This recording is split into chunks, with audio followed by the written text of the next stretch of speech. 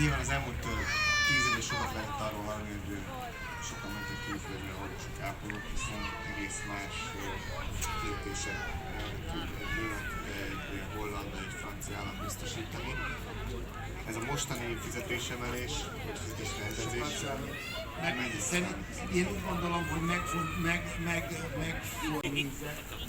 azoknak a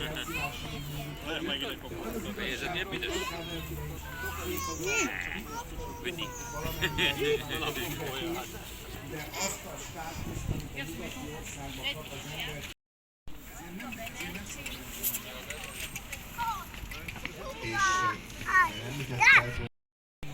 ugye megszűnik az a mindennapos szülő-gyerek kapcsolat. Valahogy így kell elképzelni az elment gyerekeinket, hogy nem a hálásra ment.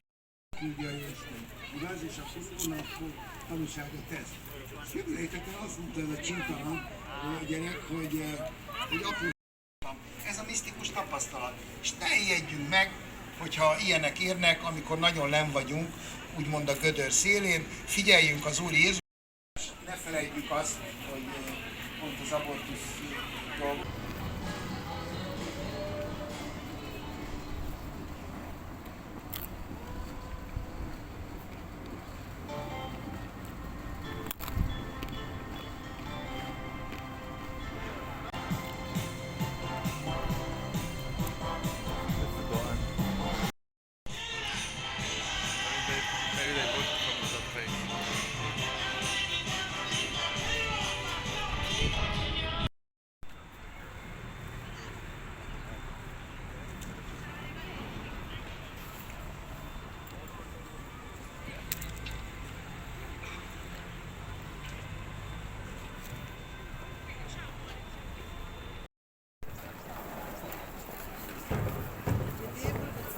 Let's go.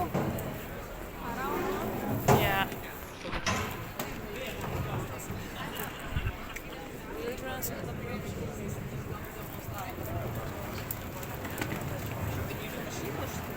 Hello.